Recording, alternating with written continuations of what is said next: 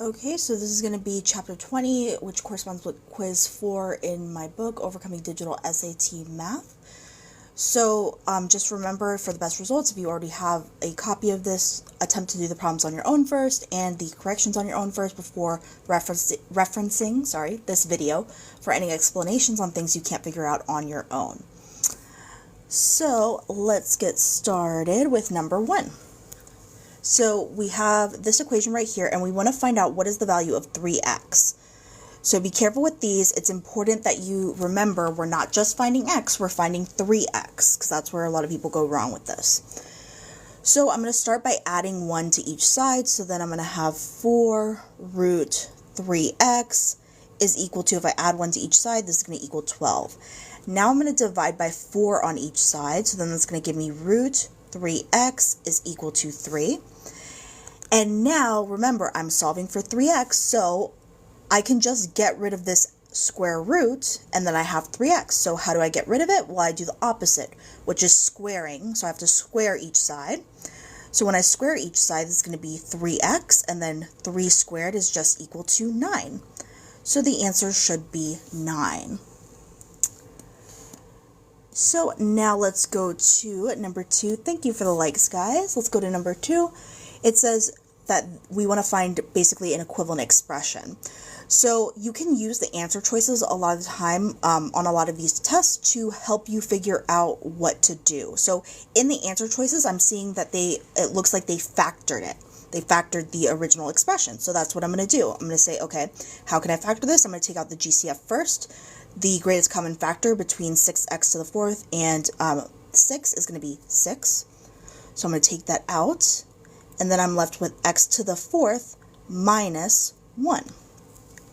Which, that's not an option yet, so I'm going to keep seeing if I can factor it further. Which I can. So I'm going to keep the 6, and I'm going to say, okay, how can I factor this further? Well, I can say that that's the same thing as x squared plus 1 times x squared minus 1. I'm going to look and see, does anything match yet? Not yet, so I'm going to ask myself, can I keep factoring it? Thank you for the rose. So let's see.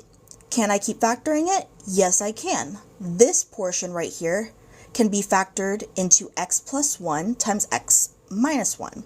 So I'm going to have 6 times x squared plus 1, and then this part's going to be broken up into x plus 1, x minus 1. So that's going to match up with B. Thank you for liking and sharing the live, guys, and thank you for the rose. If you have any friends prepping for the ACT or SAT, share this with them as well, please. Let's keep going. Number 3, if the gravitational pull is 30 units when object A and object B are 5 units apart, how strong is the pull when 2 objects are 50 units apart? Now, it's important to remember this is probably a type of question you're not going to get, but again, I cover all bases as usual. So you're expected to know with these types of problems that gravitational pull is an inversely proportional relationship. So you have to use this guy right here, this formula for when we have inversely proportional relationships. Now, x and y represent the things that are inversely proportional. So you just have to make sure that you're consistent with your units of like what's supposed to be x and what's supposed to be y. So let's say that the pull is going to be y. Oops. Pull is going to be y. And then the units apart that it is going to be x. So let's plug in now the 30 and the 5 into the appropriate portions of this formula to solve for k. So we're going to have 30 is equal to k over, and then that's going to be 5. Now we can multiply each side by 5 to get k, which we find out is 150. So now we can plug that in for k, and then we'll have y is equal to 150 over x as our equation. Now we can use this equation to figure out what how strong the pull is for these 2 objects when they're 50 units apart. Now, remember what I said, you have to be consistent with your units. So your x has to be the units apart, and your y still has to be the pull. So we don't know y, that's what we're solving for, the pull. and then we have 150 on top, and then on bottom it says it's going to be 50 units apart, so that's what I'm putting on bottom. So then I'm going to get y is equal to 3, so the correct answer is C. No, you don't have to use a physics form. Well, I don't know much about physics, like, so don't quote me on, like, physics stuff. There might be another formula out there, but this is just regular math, inversely proportional relationships. So it's this formula, the inversely proportional formula. Okay, so let's go to number 4. So it says, line A has a slope of 1/3 and passes through the point 3, 4. Which of the following equations could represent line A? So remember, if it's a line, then we're using this guy right here, y equals mx plus b. So we know what m is. M is the slope, so 1/3 should be in place of m. But in order to have a complete equation, we have to not only replace m with a number, but also b, the y-intercept, with a number. But they don't give us that. So what we have to do to find out what b is plug in the other information they gave us, which is a point x comma y. They told us that x is 3, y can be 4. If x is 3, y can be 4. So I can plug all this information in and then solve for b to help me figure out my equation. So I'm going to plug in 4 for y, and then I'm going to put 1/3 in for m, and then 3 for my x value, and then plus b. I'm going to cross cancel that, and then it's going to be 4 is equal to 1 plus b, and then I have to subtract 1 from each side, so I get b is equal to 3. So in my equation, instead of b, I'm going to put a 3. So I should have 1/3 x plus 3, which is just going to be answer choice A. And for the person that said I'm making it too complicated, it's not very complicated for most people, but some people need it explained out to them step by step, so that's what this is for. So let's go to the next. Oh, actually, there's a bonus question. I forgot about that. So there's a bonus question right here. If line B is parallel to line A, then what is the slope of line B? So we know this is the equation of line A. If line B is parallel, that means it has the same slope as line A. We already know the slope of line A is 1/3. So this one should also be 1/3. Okay, so let's go now to number 5. A doesn't make sense. So, because when x is 3, y is 6. No, when x is 3, y is 4, is what that says. So you have to plug in 3 for x and 4 for your y. Okay, so let's go to the next one. No problem. So then let's go to number 5. What is the sum of the median and mode for this data set? So remember, when you're figuring out median, you have to line them up either in order greatest to least or least to greatest. I like to just always do least to greatest, so that's what I'm going to do. And I like to cross out each of my values as I put it in the new ordered data set so I don't accidentally write something twice. So that's what I'm doing. I'm just ordering it from least to greatest. And now I can figure out the median by figuring out, okay, what is my middle value? But you'll see there's 2 values in the middle. So when that happens, all you have to do is add them up and divide by 2 to find the true median. So it's going to be 4 plus 4 divided by 2. So 8/2, which also just happens to be 4. So the median, we know, is 4. Mode is going to be the one that shows up the most frequently in our data set. So the number that shows up the most amount of times in the list is going to be 4. So 4 is my mode. Now sum means I'm adding. So the sum of the median and mode would be 4 plus 4, which is going to equal 8. So let's go to the next one. Let me actually just erase that so people don't think it's part of this problem by accident. Okay, so now let's go to number 6. So it says for triangle ABC, angle A is a right angle. So I'm going to start by drawing this out. So angle A is a right angle, right there. And then it's triangle ABC. If sine B is equal to 20 over 29, and remember, with sine, that's just the SO part in SOHCAHTOA, if you've learned this little acronym in trig or pre-calc. So it's this portion which says that sine is equal to the opposite over the hypotenuse. So this is equal to the opposite over the hypotenuse when we're referencing angle B. So if we're looking at angle B, 20 is the opposite side right here, and then 29 is the hypotenuse right here. And then we want to figure out, okay, what is the sine of C? Well, the sine of C would be, again, opposite over hypotenuse, but now that our reference angle is changing, our opposite side is this side right here. So we have to figure out what that is so that we can figure out then what opposite over hypotenuse is. So, I don't think this is a Pythagorean triple unless I'm like blanking on one of them. So I'm going to do a squared plus b squared equals c squared, Pythagorean theorem, which just says that if we square, and I'm going to call this side x, if we square and then add up the two legs, the two sides that are touching the right angle, it should equal the hypotenuse squared. So now what I'm going to do is I'm going to try to get x by itself. So I'm going to do x squared is equal to 29 squared minus 20 squared. And let me just get out my calculator. Oh my gosh, I can't see. Hold on.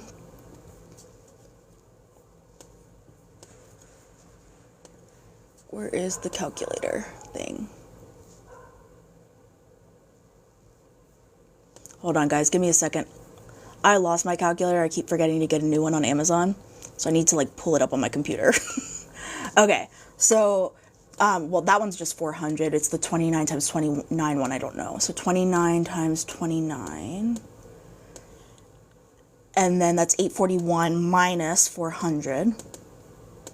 So that's going to be 441. So x squared is equal to 441. And then I just need to take the square root of each side to get x completely by itself. So when I do that, nope, why is it not letting me do that? There we go. So the square root of 441 is going to be 21. So we now know that this side is 21. X is equal to 21. So now we can figure out what opposite over hypotenuse is. So the opposite is going to be 21, and the hypotenuse is going to be 29. So 21 29ths is your answer.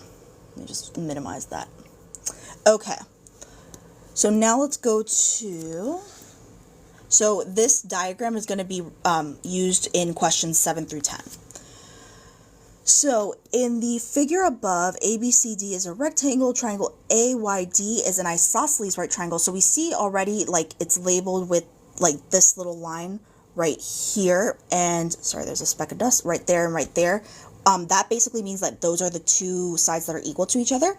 And it's an isosceles right triangle, so the right angle has to be here, because if these are the sides that are equal to each other, the angles across from them have to be the ones that are equal to each other. So I know that that has to be the right angle if it's an isosceles right triangle.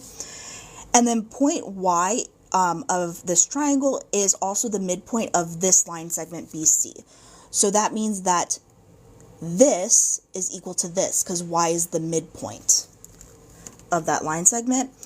If AY is equal to 2 root 2, so I'm going to replace, or not replace, but write in that AY is equal to 2 root 2, then what is the perimeter of the rectangle? So we're trying to find the perimeter of the entire rectangle, and I can also go ahead and write in that this is 2 root 2 because I know that it's an isosceles triangle. Those sides are equal to each other. So let's see. I know that this is a rectangle, so I also know that these are right angles. And then, since I know that this is a right isosceles triangle, I know that this is one of those 45, 90 triangles, those special right triangles. So remember, with those special right triangles, the ratio of the sides is going to be like x, and then x root 2. So like x is technically like, is 2 root 2. So I need to do 2 root 2 times root 2. over here.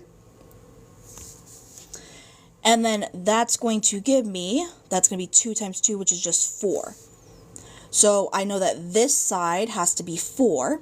And then it's a rectangle, so that means that this side is also 4 right over here.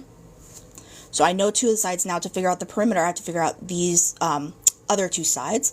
And I know that if y is the midpoint, that this from y to c is 2, and this from b to y is also 2. And this is just going to be a right triangle right here. So I can just say this is, well, actually, I'm going to use a different variable just so I don't confuse people than what I was already saying. I'm going to say this is y right there. So to find one missing side length in a right triangle, I can just use Pythagorean theorem. So I could say y squared plus 2 squared is equal to 2 root 2 squared. And then I could just solve for what y is, and then I have the side lengths right there. So that's going to be y squared plus 4 is equal to, and then that's going to be 2 root 2 times 2 root 2 is 4 times 2, which is 8. So then I have to subtract 4 on each side. So then, oops, subtract 4 on each side means that I'm going to have y squared is equal to 4. So then I'm going to have, if I square root each side to get y completely by itself, y is going to be equal to 2. So I know this side length is equal to 2, and that means that the other side, since it's a rectangle, is also equal to 2. So now I have to add up all the side lengths, 4 plus 4 plus 2 plus 2, so that's just going to be 12 as my perimeter. Wouldn't the long halves of the rectangle be 8, not 12? I'm going to answer everybody's questions one at a time, but I'm trying to see what you're talking about. Wouldn't the long halves, like the long sides of the rectangle, be 8 and not 12? How are you getting 8? How are you getting 8? Because think about it, maybe it'll help if I like put the special right triangle thing right next to it. I just kind of did it in my head. But like with the 45, 45, 90 triangles, the way we write the side ratios is like this. So like the 2 sides that are the same are these guys right here, which we know are equal to 2 root 2. So this is 2 root 2, this is 2 root 2. This side is the one that's x root 2. So it's going to be 2 root 2 as your x times root 2. So then 2 root 2 times root 2 is going to equal 4. Because root 2 times root 2 just cancels out to just 2. So then it's 2 times 2 is 4. I think that maybe you were just visualizing the triangle wrong or something. But yeah, it should be 4 there. How did it become 8? Oh, you're talking about this part right here? Here, I could show you the math portion. So like 2 root 2 squared is the same thing as 2 root 2 times 2 root 2. So you're going to say 2 times 2 is 4, and then root 2 times root 2 is just 2, so 4 times 2 is 8. That's how I got 8. And then, oh yeah, you could have also used the 45, 45 triangle thing on this one. I don't know why I didn't do that. It just like slipped my mind, but that works too. Okay, so then let's go to number 8. So in the figure above, so the same figure, same exact information, but we're finding the area of the rectangle. So area of a rectangle is just length times width. So it's just going to be the 4 times the 2. So that's going to be 8 right there. And then let's go to number 9, and no problem to the person that said thank you. So number 9 says basically the same information, but now we're going to find the perimeter of this triangle portion right here. Let me like highlight it.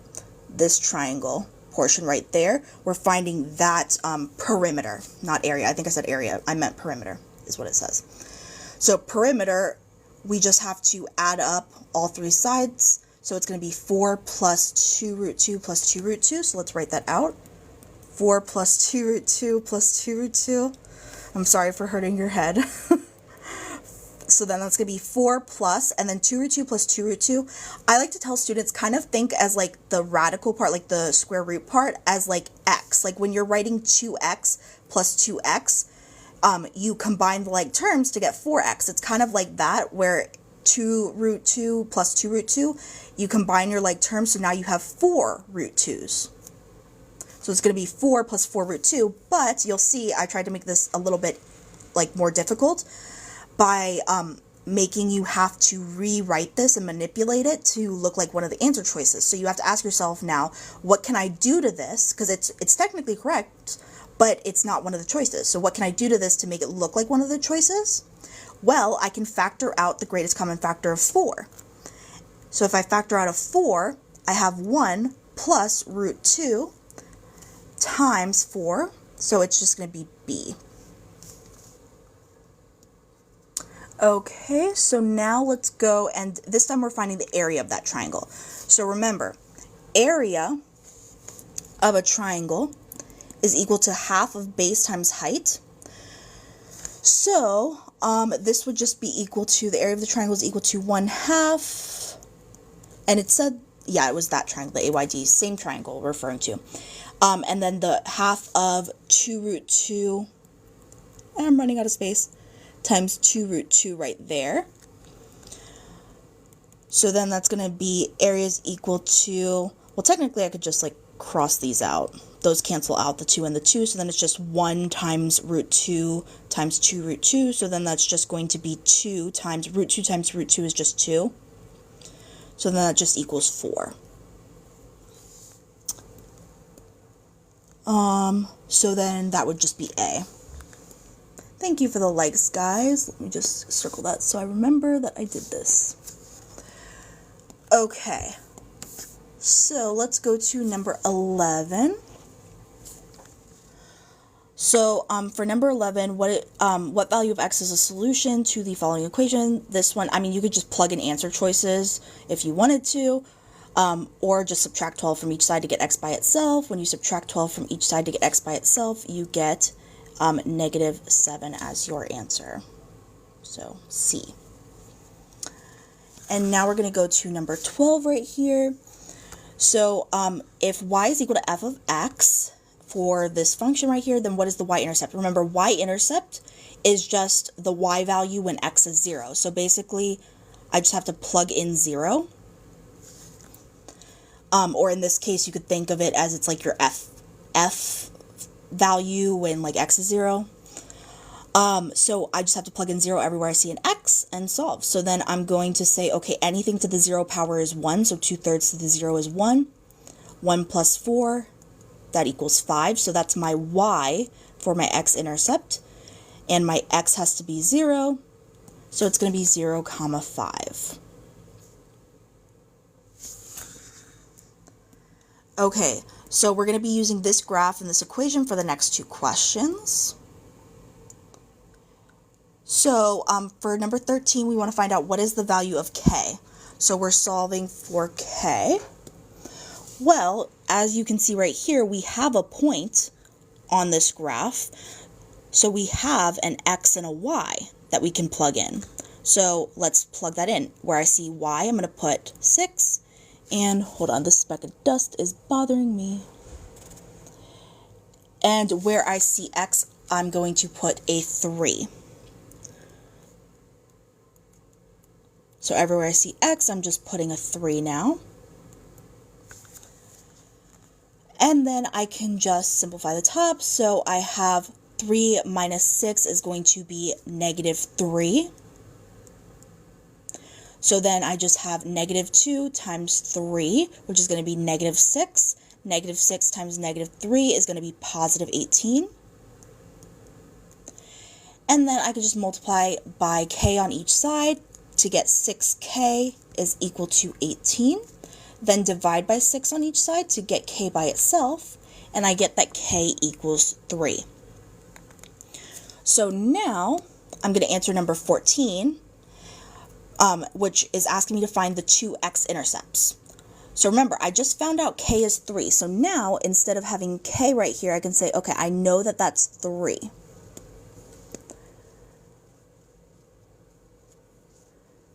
And then I just need to find my x-intercepts, which remember with x-intercept, you just plug in 0 for y.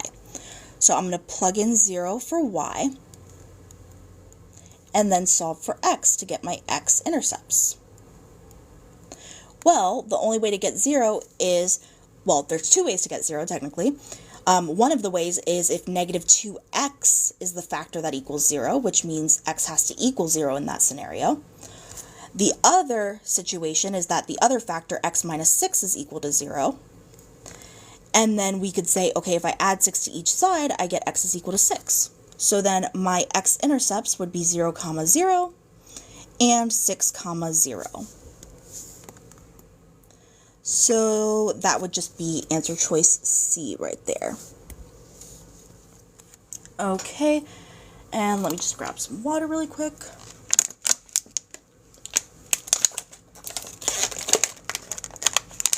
Okay, so let's go to number 15 now.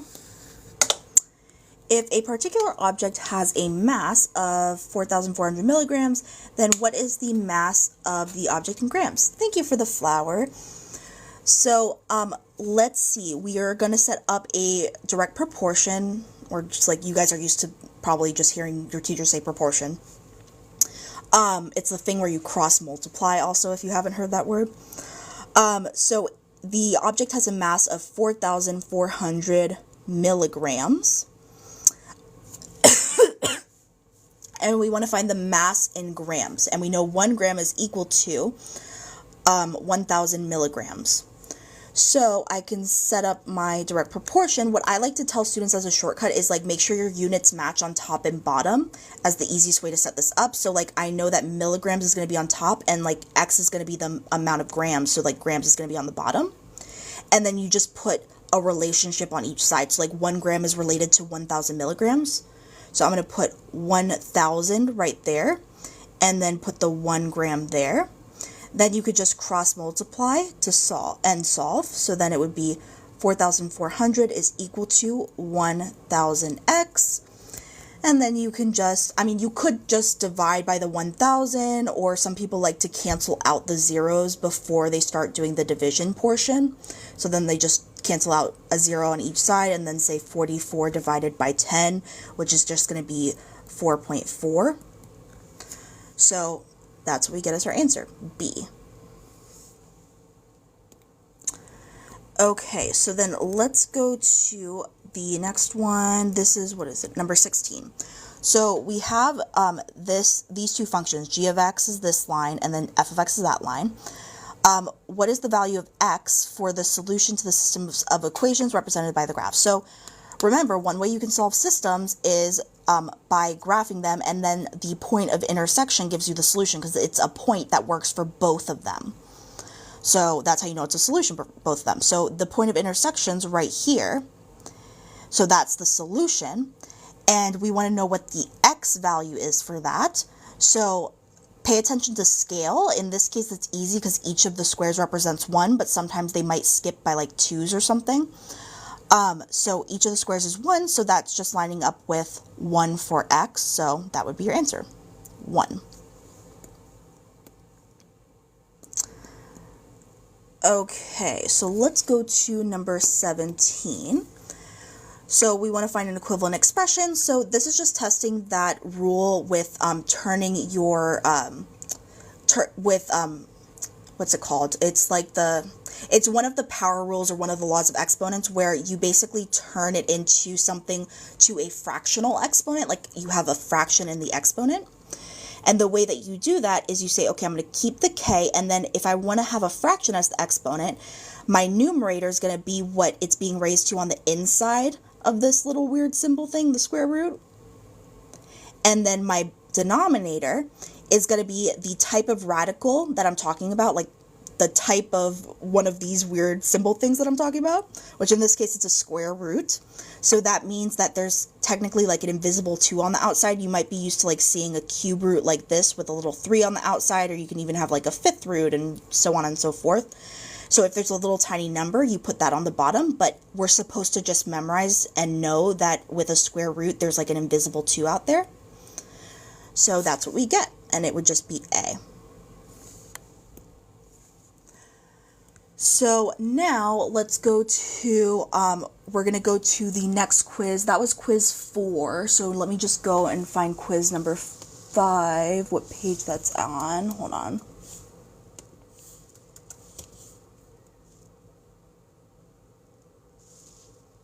Okay, 205.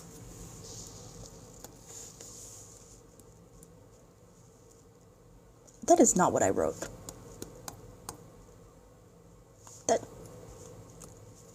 Okay. 205. There we go. Is this digital SAT prep? Yes, it is. And then the last problem that I was saying, all I was saying is, it's basically the law of exponents thing where, well, I remember what it was. It was this. So like if you want to turn this into something raised to a fractional exponent, you just have to know that the numerator is going to be like what it's raised to as the exponent on the inside of the radical, and the bottom is going to be the type of radical it is. If it's a square root, you're supposed to like know that there's an invisible 2 kind of there, is how I like to refer to it, because you'll see like when you get other types of radicals with like this little symbol that like there's a little 3 out there maybe, or like a little 5, or like there could even be like a little 12 on the outside. So like whatever that little number is goes on the bottom, but you're supposed to memorize that with a square root, that it's just, you know, it's 2. And yes, this is for digital SAT prep. I forget if I answered that already. Thank you for liking and sharing the live, guys. So let's go now. We're going to do quiz number 5. Remember, if you have a copy of this and you're completing this on your own, make sure that you attempt the problems first and attempt corrections first before watching for explanations on stuff you don't know how to correct or how to do for the best results. So let's go to number 1, because I post all these later on YouTube. That's why I'm saying that. Okay, so let's go to, and no problem, Arturo. So let's go to number 1. What type of function is graphed below? So this is a straight line, as you can see, which is why we call these linear functions. So we know it has to be linear because it's a straight line. It's not like curved or anything. So it can't be the A or B one. And then we just have to determine, is it increasing or decreasing? Well, just like how we read and write from left to right, we're going to read this function from left to right to see if it's increasing or decreasing. So to go from left to right, it's going down, it's decreasing, so it's decreasing linear. So D. And now we're going to go to number 2. What is the value of this? Okay, so let me just look at it to see if there's like anything that I can see right away to make it less annoying. No. Okay, so I'm going to start by just squaring each of these portions that needs to be squared. So I'm going to say, okay, I'm going to do 3x times 3x is the same thing as 3x squared, so that's going to be 9x squared. And then same thing over here, 8x times 8x is the same thing as 8x squared, so that's going to be 64x squared. And then 5 times 2x times 2x is the same thing as 2x squared, so that's going to be 4x squared. So then what you can do, I mean, I guess I should show everyone visually why this works, just because I know I'll get questions if I don't. Technically, you could say, oh, I see that there's an x squared in each of these portions, so I could factor out an x squared out of each part, and I could say, oh, I'm just left with whatever 7 times 9 is. If I take out that x squared, that's going to be 63. And then same thing here, if I take out the x squared, I'm just left with whatever 3 times 64 is, which I'm not going to try to do stuff in my head because the numbers get all mixed up. So then that's going to be 192.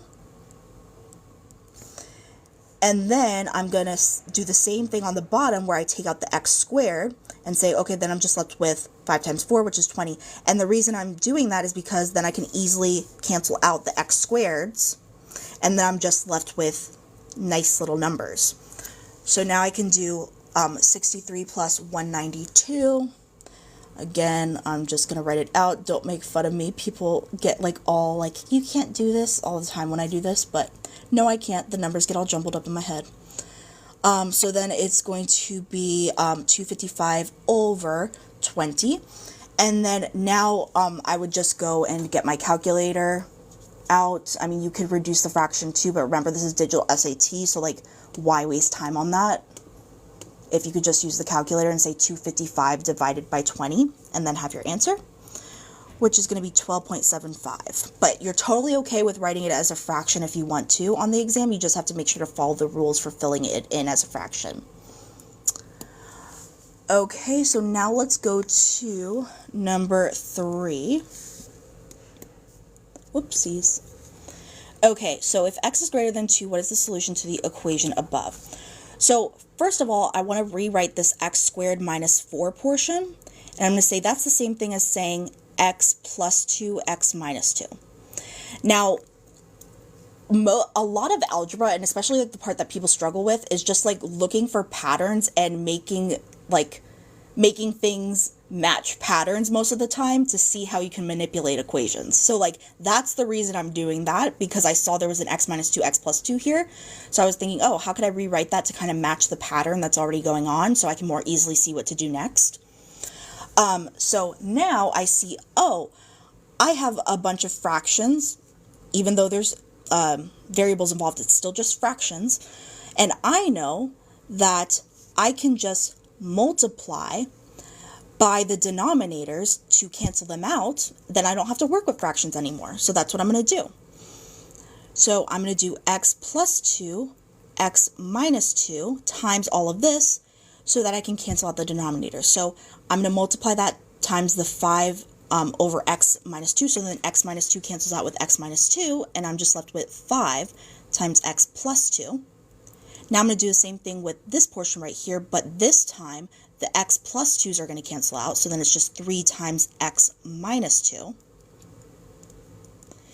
And then I'm going to do the same thing where I multiply this times the 40 over all of this, and then the whole denominator cancels out with all of this, so I'm just left with 40. So you see how that's like a lot easier than having to like start working with all the different rules with adding and subtracting fractions and all of that. It just saves you a lot of agony. So now I'm going to distribute the 5 to each of these terms in parentheses. So I'm going to say 5 times x is 5x, 5 times 2 is 10, and then I'm going to say 3 times, sorry, I get OCD. Okay, so then 3 times x is 3x, and then 3 times negative 2 is negative 6, and then that's all equal to 40. So now I just have to combine like terms. So 5x plus 3x is 8x, 10 minus 6 is positive 4, and that's going to equal 40. So now what I'm going to do is I'm going to say, okay, I need to get x by itself, because that's what I'm solving for. So now I'm going to subtract 4 from each side. So then I'm going to have 8x is equal to, it cancels out on the left-hand side, so then I'm just left with 36 on the right-hand side. And then I just need to divide by 8 to get x completely by itself. Now, I'm going to show you how to reduce fractions since I did like a decimal one last time, but again, I would recommend like on the exam to just kind of do 36 divided by 8 in your calculator to save yourself time. But if you wanted to reduce this, you're going to say, okay, what is the greatest common factor in between 8 and 36? And they are both divisible by 4. So I'm going to divide the top and the bottom by 4. So then 36 divided by 4 is 9, 8 divided by 4 is 2, so it would be 9 halves. Be careful on the digital exam because if you cannot write for the fill-in ones mixed numbers. So like you can't turn this into a mixed number. You can't say 2 going into 9, like 9 divided by 2. You can't just say, oh, that's going to be 4, and then I'm just left with a half, like 4.5, because it'll read it on the Scantron. Well, not the Scantron because it's digital now, but like you get what I'm saying. Like the computer will read it as 41 over 2. If you start bubbling it in like that, you can't do that. So no mixed numbers on fill-ins. Just be careful with that. Which is also why I tell students just go with the decimal, because usually they forget about that stuff like that. So then let's go now to the next one. Can you do a decimal for the fill-ins? Yes. So you can do a decimal for the fill-ins, and so like the decimal version of that would have been 4.5. The rule that you have to keep in mind about the decimals is like this one, it's nice because it's just 4.5, so you don't have to worry about a character limit. But like let's say that you got 4.5333 like repeating forever. you can't just keep writing the 3s. You have to cut it off, you truncate it, or you have to round it to only 5 characters if it's a positive value, and the decimal counts as a character. So like 1, 2, 3, 4, 5. So you cut it off there. If this ended up being like a 5, you could round it up too. So like, let's say that this was a 5 and it just kept repeating 5, 5, 5, 5, 5.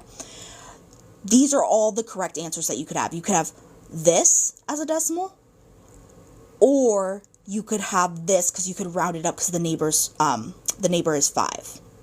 Because each of these has 5 characters. Now, if it's a negative, you're allowed to have 6 characters, like, because they count the negative as an extra character. But with positives, you can only have 5 characters. And you can put 4.5, yes. Okay, so, no problem, M. So let's go to number 4. So for number 4, it says, a science experiment involves cooling a heated substance. During the cooling process, the temperature T of the substance in degrees Celsius can be modeled by this equation right here, where T is the number of minutes left for the substance to completely cool. According to the model, what is the meaning of 20 in the equation? So remember, this substance is cooling down, and this is important, T is the number of minutes left for the substance to cool. So when you have a substance that's cooling, like, think about how temperature works. Like, if it's cooling, it's going to start at like a higher temperature and it's cooling to a lower temperature, right? So if this is how much is left to cool, or how many minutes is left to cool, if we were to replace that with a 0, meaning like it's all done cooling, there's 0 minutes left for the substance to cool, we would get just 20 by itself, because 5 times 0 is 0, so then the temperature would equal 20. That would be the temperature when there is no more like cooling needed, the cooling process is all done, there's 0 minutes left to cool. So that is the final temperature of the substance, so it would be C.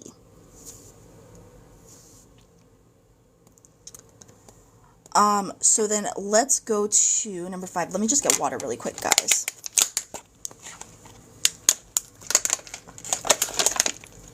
And thank you for the likes, guys, and shares and everything. Okay, so let's do number 5. For the figure above, the angles of each triangle have been labeled. The 2 triangles also share this side AC. If the length of AC is 2 root 2, so I'm going to start, and this is also something that I recommend you do on exam day. A lot of people fight me on this because they're like, it takes up time to write stuff, but like it takes up way more time doing mental gymnastics in your head, like trying to visualize stuff, than just writing it down. So I really highly recommend that, like, if you're able to, on like scratch paper or something, to like write it down, a visual that you can keep track of. So if the length of AC is 2 root 2, then what is the length of AB? So this is what the question's asking. We're finding that length. So these are 2 special right triangles, so we can use our special right triangle rules to help us out. So remember, well, let's see which one's the easiest to, wait, we're just finding that side. Oh, we don't even, okay. I was overcomplicating it for a second, but 30, 60, 90 triangle, that means that the side that is across from the 30, we represent by X. Whoops, wrote that too far down. And then the side across from the 60 is represented by X root 3. And then the side that's the hypotenuse is equal to 2X. So we basically know that 2 root 2 is equal to 2X. So if we find out what X is, we can plug it in here to find out what that side length is. So let's solve right over here for X by dividing by 2 on each side. And when we do that, we get X is equal to root 2. So now I know, oh, I can just plug in place of X root 2. So it's just root 2 times root 3. Oopsies. And then that's going to be root 6. So then that's just B.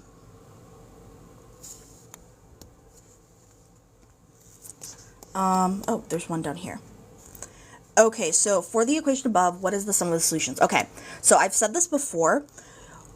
get into the habit of anytime you see like something squared, like x squared, that you just start setting the quadratic equal to 0, because 9 times out of 10, you're going to have to do that before using any of the formulas that are used with quadratics or anything like that. So I'm going to subtract 3x from each side, and that's going to give me 5x squared minus 3x minus 7 equals 0. So I've set my quadratic equal to 0. I want to find the sum of the solutions. Now, you can like do your factoring quadratic formula, find the solutions, and then add them up to get the sum of the solutions, because that's what sum of the solutions means, but that is very inefficient. The more efficient method is to say, oh, I know that there's a formula that gives me the sum of the solutions. That formula is negative b over a. So I have to determine what represents a and b, and then plug that into the formula. So just like with the quadratic formula, it's like the same rules for what's a, b, and c. So a is going to be 5, the number that's being multiplied by x squared, and then b is going to be negative 3, the number being multiplied by x. So if I want to find negative of b, I'm finding the negative of negative 3 over a, which is 5.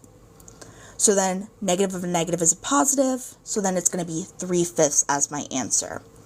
Again, you can write it as a decimal if you'd like as well. Let me just erase that so it doesn't get all messy. And thank you guys for the likes. Please like and share this so we can get this out to more people. And let's go to number 7. So for number 7, we have a right triangle where C is going to be 90 degrees. So someone just said something that's a very common misconception. Someone said that they thought the equation was negative b over 2a. That's an equation, but not the one for sum of solutions. Sum of solutions is equal to negative b over a. You're thinking about finding like the x coordinate of the vertex, sometimes referred to as like h, or the x min, x max. That's what the negative b over 2a one is. Sum of solutions is different. Or yeah, axis of symmetry, same thing. It like has a bunch of different ways to refer to it. So ABC is a right triangle, no problem. So we know that C is going to be the right angle, because it says C is equal to 90 degrees, so I'm going to label that as C, and then the other side is AB. Now, I know sine of A is equal to 2/5, and remember, sine is equal to the opposite over the hypotenuse. Think SOHCAHTOA. And so if I know that sine of A, when I'm looking at angle A, is equal to 0.25, I know that 0.25 equals my opposite side here over my hypotenuse side here. Now, it's more helpful to turn this into a fraction to help me out. So I know 0.25 as a fraction is just 1/4. So now I can easily label the side lengths in reference to angle A as the opposite side is 1, and the hypotenuse side is going to be 4 right here. And we're trying to find out what's the cosine of B. So we're finding the cosine of this angle right here.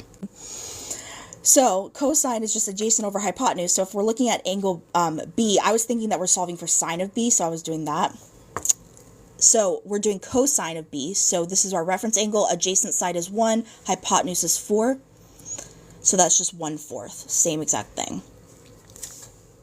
And also you could have done another thing that I should have seen right away. I don't know why my mind was not thinking this. These are complementary angles, this one and this one, because that's 90. So then the other two angles also have to add up to 90 to give you 180 on the inside of the triangle. And we know that one of the trig identities is that like the sine of one complementary angle equals the cosine of the other. So that's another thing that you can do. Okay, so then let's go to number 8. So the function f is defined by this. When f of x is equal to 125, what is the value of x? So the easiest way to go about this is just saying, okay, well, I know 5 cubed gives me 125, right? So 5 cubed gives me that. These are equal, right?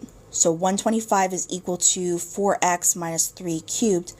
I know that 5 cubed is the same thing as 125. So that has to equal 4x minus 3 cubed. And then I could say, oh, Well, for these to be equal, that just means that this part inside the parentheses has to equal 5. So then I could say 4x minus 3 has to equal 5, add 3 to each side, and you get 4x is equal to 8, and then divide by 4, and I get x is equal to 2. So it would be D. Someone said factor. I mean, you could start multiplying stuff out. That's going to be really annoying. Oh, it's much easier to just do that. Well, actually, I wouldn't even start. I mean, that's like a really convoluted way of doing it. Like, if anything, I would just cube root each side to get rid of that little 3. Like, I could say, okay, to get rid of something being cubed, I have to cube root it. So I cube root each side. Then I would have just gotten 5 is equal to 4x minus 3. So that's like another way to think about it. So let's go to number 9. So if this is equivalent to a times x to the b power, then what is the value of b minus a? Again, be very careful with these. They love these on the SAT, where they, instead of like having you solve for one variable, they want you to like solve for one or more variables and then like multiply or add or subtract them or something. And then people always get it wrong because they do something silly, like only find one of them. Assume a and b are constants and x is a positive number. So we're going to try to turn this into something that looks like this to figure out what a and b are. So I'm going to say, how can I do that? Well, I can say 3 over 27. That can be simplified to, if I divide by 3 on top and bottom, 1/9. And then I could factor that out. And I could say that's the same thing as 1/9 times x to the 9th over x to the 7th. Then I can just use quotient rule here to say, oh, that's the same thing as 1/9 times. Quotient rule says if I'm dividing between things with like bases, which we have like base x and x here, I'm going to subtract the exponents. So 9 minus 7 is 2.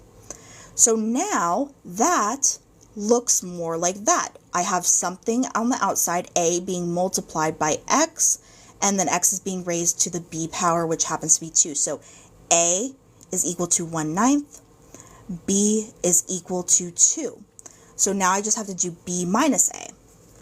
So if I want to do b minus a, that's going to be 2 minus 1/9. Thanks for the likes, guys. And 2 is the same thing as 2 over 1. And the reason I'm doing that is because I need to now turn this into two fractions that have a common denominator, like the same number on the bottom, in order to subtract my fractions. So to do that, I'm going to have to multiply by 9 on top and bottom here. Remember, you can't just multiply the bottom. You have to multiply the bottom and the top by the same number when you're doing this. So then that's going to be 18 over 9 minus 1/9. So then when I subtract, I get 17 for my numerator, and then you just keep the common denominator of 9, so it would be 17/9. And let me just erase that. Oops. Okay, so let's go to the next one right here.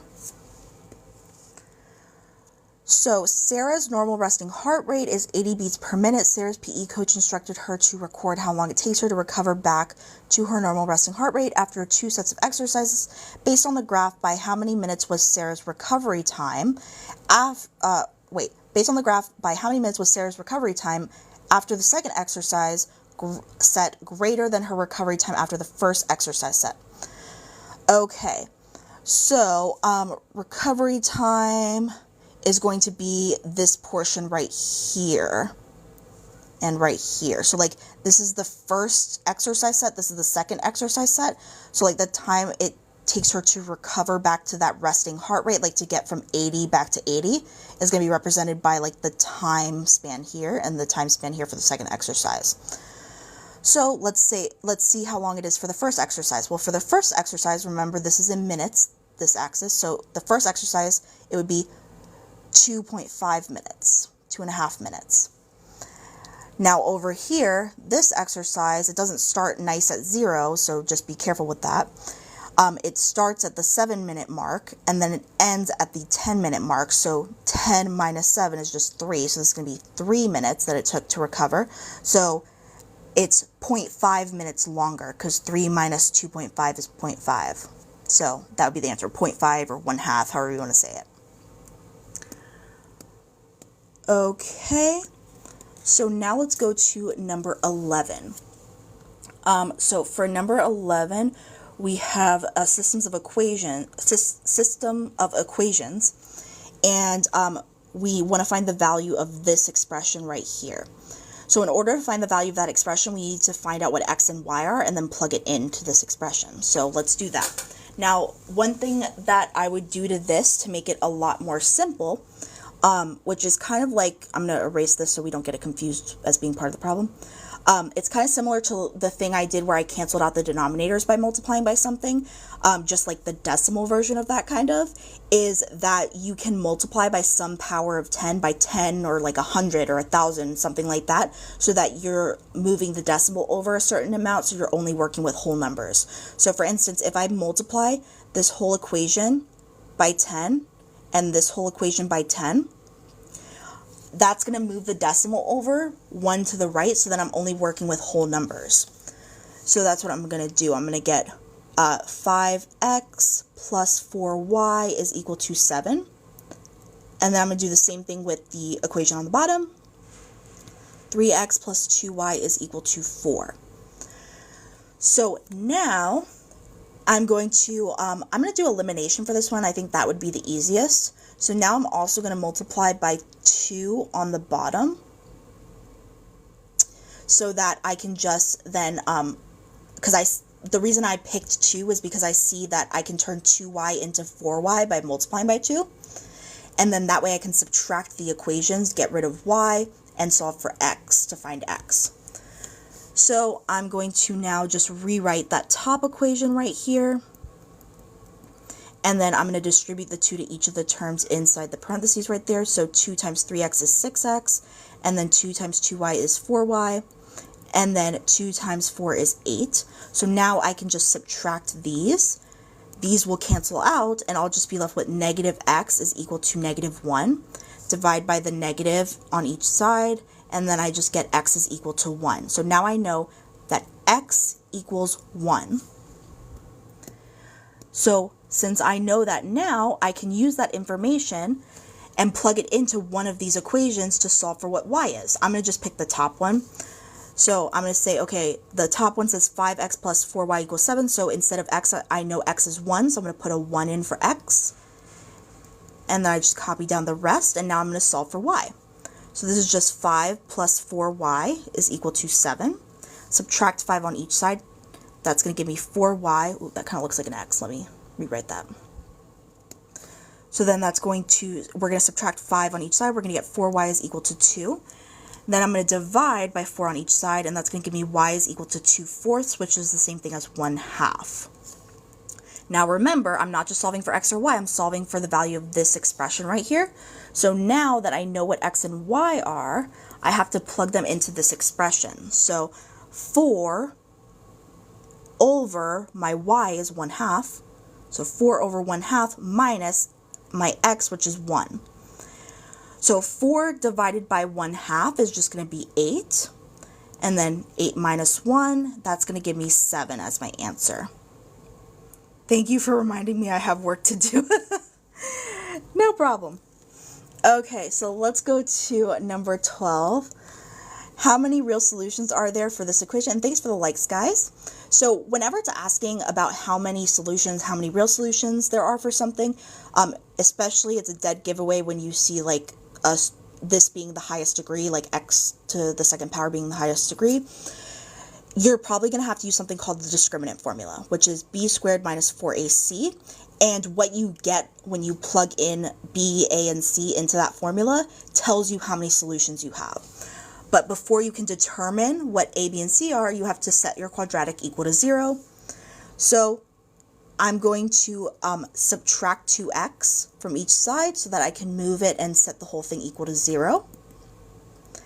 And then now that it's set equal to 0, I can determine what a, b, and c are. It's the same rules for what a, b, and c are for the quadratic formula. So a is going to be -5, b is going to be -2, and c is going to be 3. So now I'm going to plug it into the discriminant formula. So negative 2 squared for b squared minus 4 times a, which is negative 5, and then times c, which is 3. Negative 2 squared is positive 4, and then negative times the negative is a positive, so this is going to be positive 20 times 3, which is going to be positive 60, so plus 60. So that equals positive 64. So this is a positive value. So when you get a positive value, which sometimes we write as just like greater than 0, like when you get something positive for what for your discriminant value, that means that you have 2 real solutions. So there's 2 real solutions. That's the answer. Where appeared 1, I don't understand the part of x. This one, you might have just come midway through the problem. So what we did was we did elimination, solved for what x is, and then we used that information for x, plugged it into one of these to solve for y. And then once we figured out what x and y was, we plugged it into this right here, the 4 over y minus x portion. This is going up on YouTube later, so you can rewind and watch that later if you came like midway through the problem. So let's go to number 13 now. So for number 13, it says a driver is planning to visit 2 towns. His map uses a scale of 3 inches is equal to 35 miles. If these 2 towns are 6 2/7 inches apart on the map, how far apart in miles are these 2 towns? So this is another example of a directly proportional relationship problem. Someone asked what my YouTube is. It's the same name as this channel, AG Tutoring. And also it's linked in my profile. So we're going to set up a direct proportion. So remember, my little trick with direct proportions is that you want to make sure that you match your units on top and bottom. So like our units here are going to be inches and miles. So let's just say we put inches on top, and then we're going to put miles on the bottom. And then each side is a relationship. So like 3 inches is related to 35 miles. So I'm going to put 3 inches is related to 35 miles. And then on the other side, I'll put another relationship, which would be 6 2/7 inches is related to the X number of miles apart that they are. So now we're going to cross multiply and solve for X. Before I do that, I'm going to turn this 6 2/7 into an improper fraction by multiplying 7 times 6 is 42. 42 plus 2 is going to be 44, and keep the 7 as the denominator. So this is 44/7. Now I'm going to cross multiply. So 3 times x is 3x. And then now I'm going to do 35 times 44 over 7. Which, remember, 7 goes into 7 one time, and it goes into 35 5 times. So then this is going to be 3x is equal to 44 times 5, which is just going to be 220. So now I just have to divide by 3 to get x by itself. So now I have to say, okay, I need to turn this into something that looks more like these answer choices. So it's probably going to be one of the mixed number ones. So let's do our long division house and say 220 goes on the inside and the 3 goes on the outside. So 3 goes into 22. That's going to be 7 times. 7 times 3 is 21. Subtract, get 1. Bring down the 0. 3 goes into 10 3 times. 3 times 3 is 9. Subtract, you get 1 as a remainder. There's nothing left to bring down. So that remainder becomes your numerator in the mixed number. And the number you divide by on the outside is your denominator. So it's 73 1/3, D. Okay, so now let's go to number 14. So we have this graph right here. If 2/3, z is a point on the line graphed above, which of the following is the value of z? So we're trying to find out what z is, knowing that z is the y value basically when x is equal to 2/3. Now this is a linear, it's a line, so we know it's a linear, we can use a linear equation, so we can use the whole y equals mx plus b thing. And then there's 2 points clearly marked right there and there. So we can use that information of where those points are located to figure out what the slope is. So this is starting at -5 right here. And then it's going all the way up here to the 0. So it's going up by 5. And then it's going to the right. We have to figure out by how many. Well, each of these squares represents a half. So it's going 2.5 this way. 2.5, same thing. Without fail, I always do one really dumb thing that I overlook like that on a live. Okay, so this is supposed to be +2 because you're going up by 5. So if you're going up, it's positive.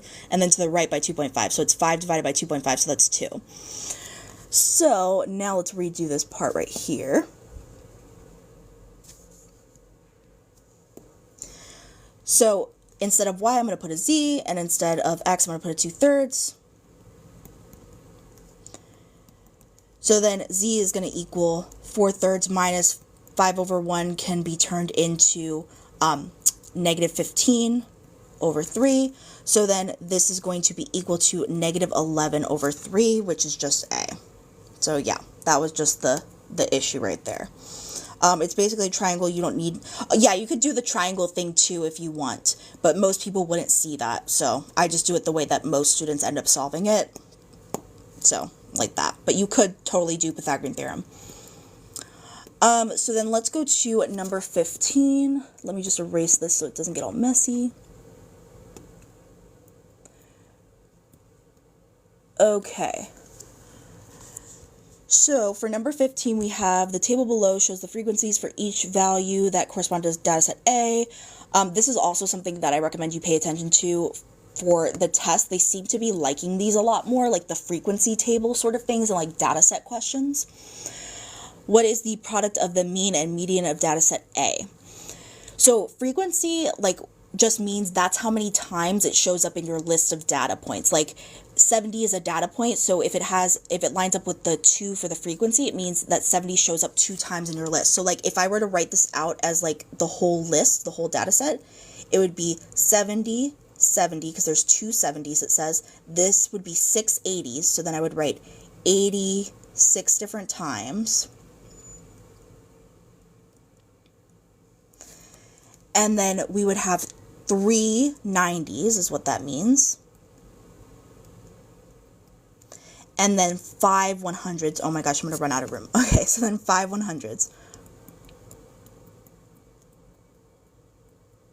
So that's all that means. It just means like that's how many of that value you have in your data set. So we're going to find the product of the mean and median. So to find the mean, you just have to take the sum of all of these and then divide by how many. One thing that you can do to kind of save yourself time if you don't want to like obviously write 70 plus 70 plus 80 plus 80 is like you could do this instead. You could say it's just 70 times 2 plus 80 times 6 plus, because it's the same thing, like 86 times is just 80 times 6, plus 90 times 3 plus 100 times 5.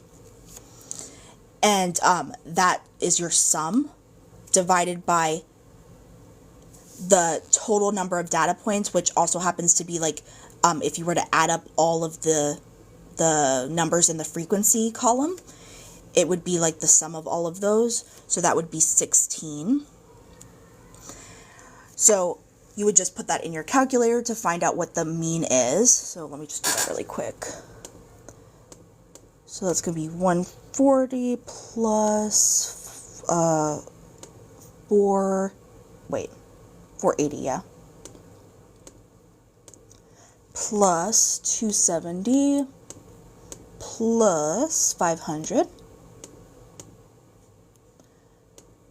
divided by 16. So that's going to be the mean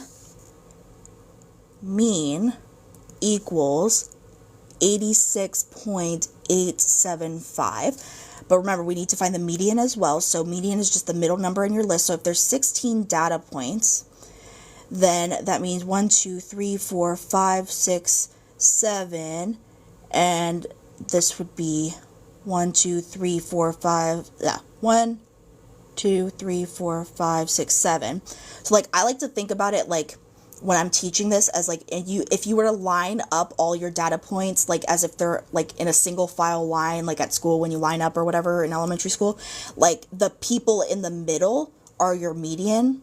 So like these are the people in the middle, and we know that because they're surrounded by like the same number of data points on each side. Like there's 7 data points here and there's 7 data points on the other side, like it's balanced on each side. So that's how we know these are their middle points. When you have 2 in the middle like that, you have to take the average of them, which you could also think of as just adding them and dividing by 2 in order to find what the true median is. So then that's going to be 85. So then now you just have to find the product, just means like the answer to a multiplication problem. So you're going to have to multiply this times that. So let me just do that in my calculator now. And that's going to be 7,384.375, but remember, you're limited to a character count of 5, so you have to cut it off to be this, 7,384, because even though you have like up to 5 characters, like think about it, if you kept going, the decimal would be a character, like it counts as a character. So like even if you wanted to like write the 3 after, or like round it up to 4, like if you round it up to 4, this actually has 1, 2, 3, 4, 5, 6 characters. So you would just leave it as the 7,384 when you're like filling it in for the purposes of the digital SAT.